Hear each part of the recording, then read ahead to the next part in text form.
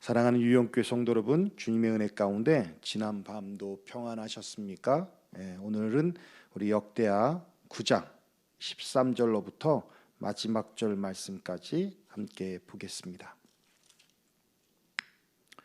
8장은 솔로몬의 업적들에 대해서 기록해 주고 있죠. 그리고 9장에서는 스바 여왕의 방문에 대한 기록을 하고 있는데 결국은 스바 여왕을 통해서 주시고자 하는 메시지는 뭐예요? 이 모든 것, 솔로몬의 지혜, 또 권세, 또 어떤 가지고 있는 모든 영화로움들, 이런 것들이 다 하나님으로부터 왔다라는 것이죠. 에덴 동산이 복이 아니라 하나님과의 관계가 복이고, 젖과 꿀이 흐르는 가나안 땅이 복이 아니라 약속의 땅이기 때문에 그게 복인 거죠. 하나님이 복 자체다라는 것이죠. 그거를 말씀해 주고 있는 거예요. 이 모든 것이 어디로부터 왔다? 하나님으로부터 왔다라는 것을 얘기하고 있고요. 자, 그러면 이제 13절로부터 마지막 절 말씀까지는 솔로몬의 죽음도 기록되어 있고요. 그리고 솔로몬의 영화로움도 이제 기록되어 있는데 얼마나 풍부했는지 그런 것들이 기록되어 있어요. 근데 결국은 이게 다 누구로부터 왔다는 거예요? 하나님으로부터 왔다. 그러나 역대하 기자는 그 솔로몬의 타락에 대해서 기록하고 주고 있지 않다라고 말씀을 드렸어요. 자, 그러면 우리가 13절로부터 마지막 절 말씀까지 이렇게 아주 이거는 어려운 내용이 아니니까요. 읽으면서 본문을 읽고 그리고 또 오늘 주시는 메시지를 함께 나누도록 하겠습니다.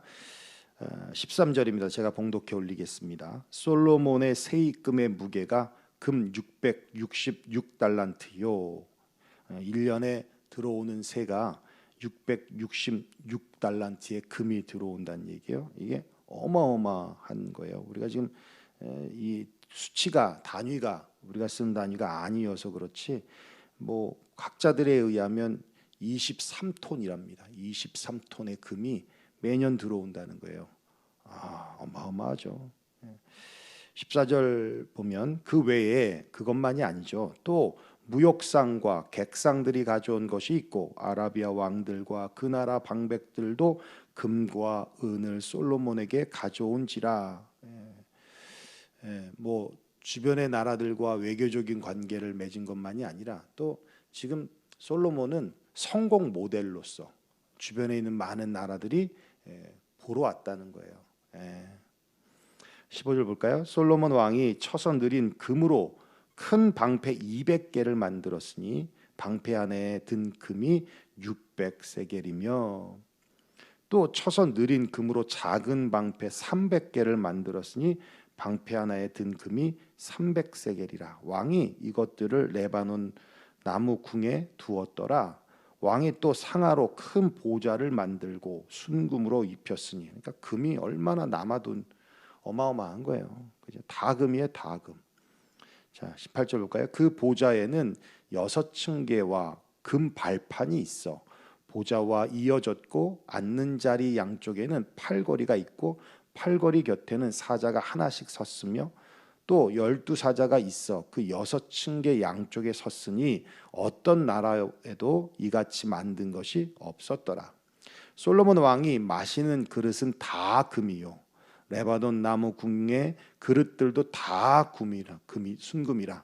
솔로몬의 시대에 은을 귀하게 여기지 아니함은 왕의 배들이 후람의 종들과 함께 다시스로 다니며 그 배들이 3년에 1차씩 다시스의 금과 은과 상아와 원숭이와 공작을 실어 옮이더라. 그러니까 굉장히 활발하게 무역이 이루어지고 있다는 것을 보여주고 있어요. 22절입니다. 솔로몬 왕의 재산과 지혜가 천하의 모든 왕들보다 큰지라. 천하의 열왕이 하나님께서 솔로몬의 마음에 주신 지혜를 들으며 그의 얼굴을 보기 위하여 각기 예물을 가지고 왔으니 곧 은그릇과 금그릇과 의복과 갑옷과 향품과 말과 노새라. 해마다 정한 수가 없었더라.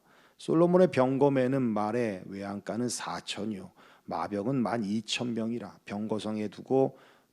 병거성에도 두고 예루살렘 왕에게도 두었으며 솔로몬이 유브라데 강에서부터 블레셋 땅과 애굽 지경까지의 모든 왕을 다스렸으며 왕이 예루살렘에서 은을 돌같이 흔하게 하고 백향목을 평지에 뽕나무같이 많게 하였더라. 솔로몬을 위하여 애굽과 각국에서 말들을 가져왔더라.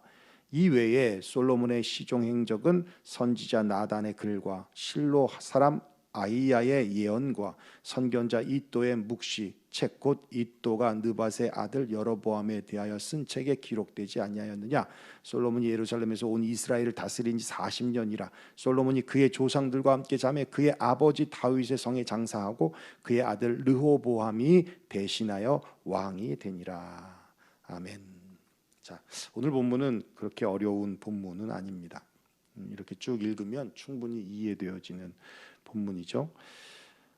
본문에서 우리가 봤듯이 역대기 저자가 하고 싶은 말씀은 당대에 솔로몬의 부귀 영화를 따라올 사람이 없었다라는 것을 설명하는 거예요. 그리고 솔로몬의 성공 신화의 모델과 같이 세계 각국에서 솔로몬의 지혜와 말씀을 들으려고 엄청난 예물들을 가지고 찾아왔다는 겁니다. 이렇게 솔로몬의 누리는 지혜와 부와 명예라는 성공 신화는 당대 모든 사람들에게 식이 날 정도로 솔로몬을 추앙하게 만들었다라는 거예요. 그러나 분명한 것은 이것이 다 어디로부터 왔다고요? 스바 여왕을 통해서 말씀하셨잖아요. 어디로부터 왔다? 하나님으로부터 왔다. 하나님의 말씀에 순종하고 하나님의 뜻대로 살고자 했던 솔로몬의 신앙의 결과들이었다라는 거예요. 그런데 문제는 이렇게 외적인 화려함이나 소문 그리고 솔로몬의 명성이 전혀 알지도 못하는, 지금이야 인터넷이나 SNS가 발달이 되어서 내가 몰라도 다른 사람이 나를 알 수 있잖아요. 그런데 그 당시에는 그런 게 아니었단 말입니다. 그런데 나라와 사람들에게까지, 그죠? 전혀 솔로몬이 모르는 나라와 사람들에게까지 소문이 나다 보니까 어떻게 되겠어요? 처음에는 하나님이 하셨습니다라고 하겠지만 사람들이 그러죠. 그래도 당신이 고생해서 당신의 능력으로 당신의 지혜로 하면서 자신을 롤모델로 삼고, 그죠? 그러다 보면 점점 자기의 업적과 자기의 자랑이 되면서 하나님과는 멀어지는 거예요. 겉으로는 하나님을 얘기할지 몰라도 속으로는 내가 했지 라는 것이 저절로 자리 잡히게 된다는 거예요. 미국에서 제가 이제 목회를 지금 10년 하고 또 부교육자로도 8년을 했었는데, 미국은 꼭 그런 것이 있더라고요. 한국에 이제 대형교회 목사님들이 부흥회를 오세요. 집회를 오십니다. 그러면 주일날 끝나요. 그 다음 월요일 날은 그 지역의 목사님들을 초대해서 목회자 세미나를 하거든요. 그러면 그 대형교회 목사님이 또 세미나 인도하시면서 또 지역교회 목사님들 점심도 대접하시고 이런 시간들을 가져요. 저도 몇 번 갔는데, 근데 가서 이렇게 세미나 들어보니까 결론은 그거예요. 목회에 성공하는 방법에 대해서 얘기를 하고 결국은 자기 자랑이 되더라고요. 그래서 한 2번 갔는데 그 다음부터는 안 갑니다. 물론 대형교회 목사님은 아무나 되는 것은 아니죠. 그분의 눈물 뿌린 기도도 있을 것이고 또 배워야 할 것들도 있는데 인정하지만, 근데 그렇게 되기까지 하나님이 하셨고 하나님만 의지하라라는 것이 아니더라고요. 내가 이렇게 어려울 때 이렇게 했는데 이게 됐어, 이런 식인 거예요. 물론 목사님들에게 그 말이 어떻게 보면 하나님이 하셨다, 또 하나님만 의지하라, 이런 말이 어떻게 보면 뻔한 소리로 들릴 수 있기 때문에 그래서 실질적인 어떤 얘기, 방법론적인 문제를 얘기할런지는 모르겠지만 별로 저는 그렇게 좋지가 않더라고요. 그래서 저는 안 갑니다. 제가 한국에 있을 때 부목사로 섬겼던 교회가 160억을 들여서 성전 건축을 했어요. 지하 3층, 지상 8층짜리 건물인데 뭐 제가 거기서 한 게 뭔지 아세요? 손님들 오시면 성전 투어 시키는 거예요. 성전 투어. 미치겠더라고요. 토요일 날은 결혼식 준비하는 거예요. 교회에 하나님을 자랑하는 게 아니라 건물 자랑하더라고요. 건물 자랑하더라고요. 부목사인 저도 후배나 선배가 이렇게 가끔씩 찾아오면 자랑하는 거예요. 내가 이런 교회 부목사다. 담임 목사도 아니면서 회개합니다. 담임 목사도 아닌 부목사인 저도 그렇게 선배 후배한테 내가 이런 교회에서 이렇게 섬기고 있다 이렇게 자랑할 정도인데 뭐 솔로몬은 오죽하겠습니까? 충분히 이해가 되죠. 사도행전을 보면 예루살렘 교회가 엄청난 속도로 성장을 합니다. 그러다가 6장에 보면 헬라파 유대인들과 히브리파 유대인들 간의 구제 문제로 갈등이 일어나잖아요. 그래서 사도들이 7 십자를 세우고 또 사도들은 말씀과 기도에 전무하겠다라고 합니다. 무슨 말입니까? 외적인 성장에 브레이크가 걸리는 거예요. 그리고 외적인 성장만큼 이제 내적인 성장으로 다시 터닝 포인트가 된다라는 겁니다. 그래서 균형이 맞춰져야 된다는 것이죠. 솔로몬도 자신의 외적인 성장과 외적인 화려함을 추구하는 일에서 이제 자신을 좀 돌아봐 그 기브온 산당에서 드렸던 1000번째 때를 기억하고 다시금 영적인 점검들을 했어야 되는데 그러지 못했다라는 거예요. 만약 영적인 점검들을 했다면 이렇게 타락할 수 있었을까라는 것이죠.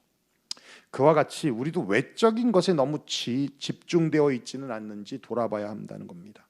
외적인 스펙만 키우려고 하고 있지는 않은지, 결국은 그런 것들이 내 자랑거리가 되어지고 결국은 그렇게 된 것이 하나님을 떠나는 어떤 소스가 되어질 수 있다는 겁니다. 돌아보면서 우리의 내면들을 점검해 봐야 한다는 것이죠. 목사님들의 목사라고 말하는 유진 피터슨 목사님이 계시는데 그분이 이런 말을 했어요. 목사들에게 있어서 분주함으로 일하는 것은 헌신의 표시가 아니라 배신의 표시다라고 하면서 어떻게까지 예를 들냐면 은행원 앞에 횡령하는이라는 형용사가 붙는 거랑 똑같다는 거예요. 횡령하는 은행원이라면 더 이상 쓸모가 없는 것이죠. 위험한 존재가 되는 것이죠. 그것처럼 목사님들 앞에 분주한 목사님이라는 바쁜 목사님이라는 이름이 형용사가 붙으면 그건 정말 위험한 것이다라고 얘기를 하고 있는 거예요. 제가 이제 유학을 마치고 다시 한국에 돌아갔잖아요. 담임 목사로서 또 청빙에 대한 부분도 있었지만 안 됐어요. 근데 10,000명이 넘는 제가 섬기는 교단 교회에서 부목사 청빙이 왔었습니다. 사례도 뭐 괜찮고요.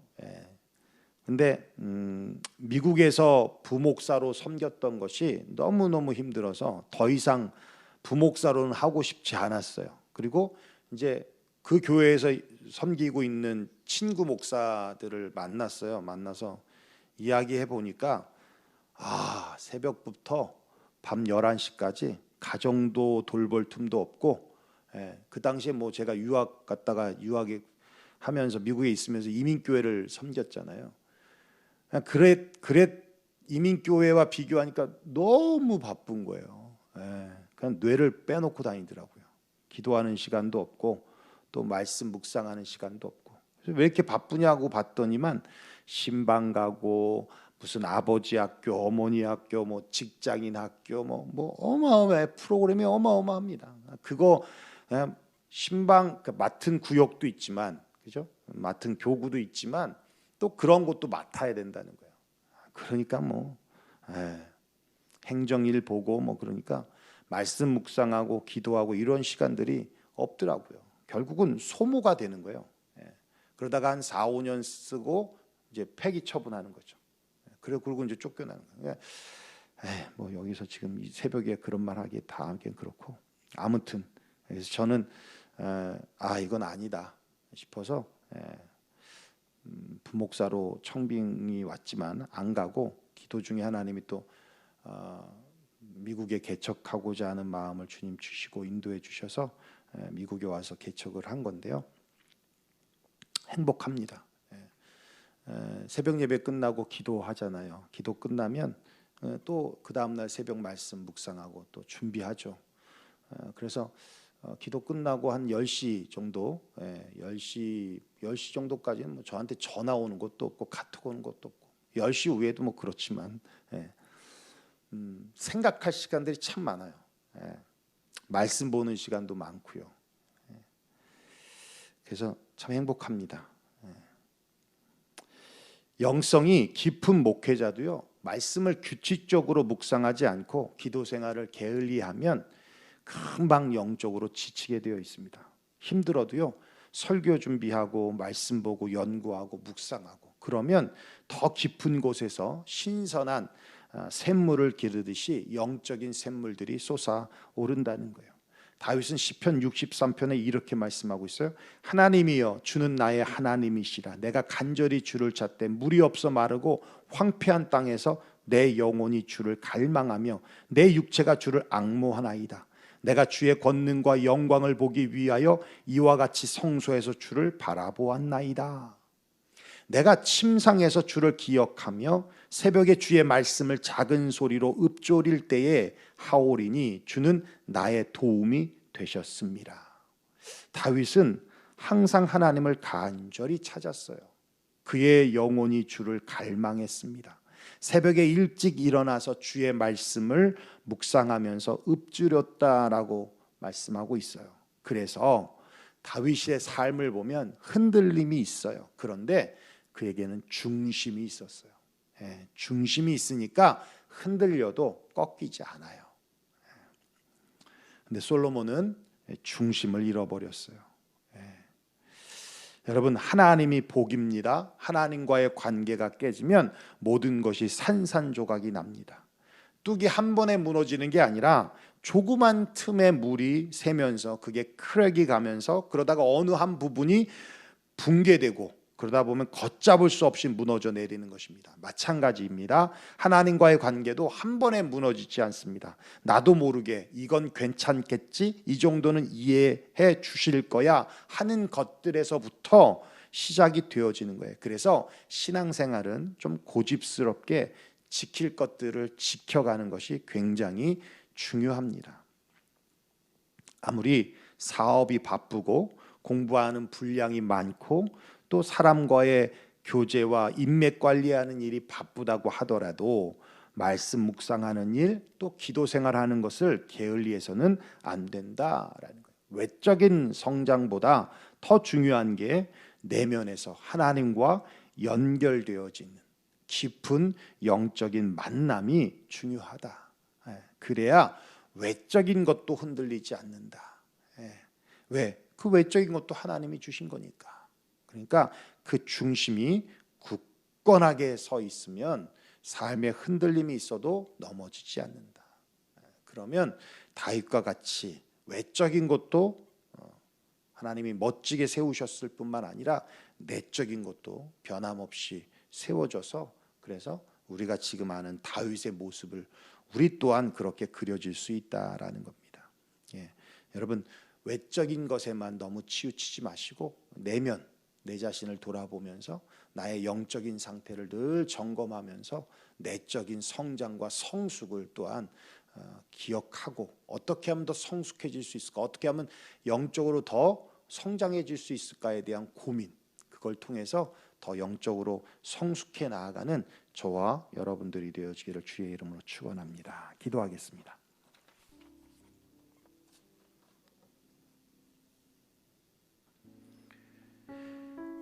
오늘 말씀 들은 대로 우리 함께 기도했으면 좋겠습니다.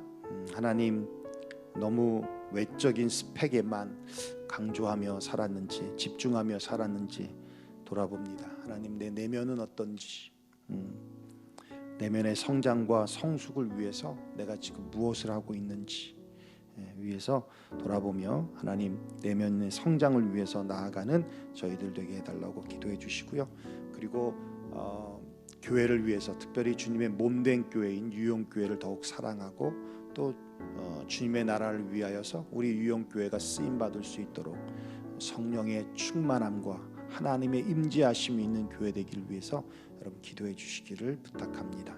뿐만 아니라 우리 성도들을 위해서 오늘도 기도해 주시는데 특별히 코로나에 접촉되어지는 성도 없도록 하나님 붙잡아 주시고 또 비즈니스 현장을 하나님 지켜주시고 또 비즈니스를 새로 오픈하려고 하는 성도들도 있는데 참 힘든 시기 하나님이 허락하셔서 하는 것인 만큼 하나님의 인도하심이 필요합니다. 하나님 도우소서 기도해 주시길 바랍니다. 또 이직을 원하고 또 직장을 새롭게 구하는 친구들도 있고 또 새로운 분야에 도전하는 친구도 있고 또 대학원을 준비하는 친구들도 있고 신분의 문제 때문에 지금도 안타까워하며 하나님 앞에 기도하는 성도들도 있는데 위에서도 기도해 주시길 부탁하고 육신의 연약함 가운데 있는 성도들을 위해서도 기도해 주시기를 바랍니다. 또 나라와 민족과 북녘 땅을 위해서도 또 미국 땅을 위해서도 기도의 제목들은 잘 아실 겁니다. 기도해 주시고 여러분의 각자의 기도의 제목을 꼭 기도하시고 돌아가시길 바랍니다. 우리 주여 한번 부르짖고 하나님 앞에 기도하겠습니다. 주여! 고마우신 우리 아버지 하나님 감사와 영광을 하나님 앞에 올려드립니다. 하나님 이 새벽에도 주님 앞에 나와서 이렇게 하나님 앞에 기도할 수 있도록 인도하여 주심을 감사하고 삶의 자리에서 우리 하나님 앞에 나아갈 수 있도록 이끌어 주심을 참으로 감사와 영광을 올려드립니다.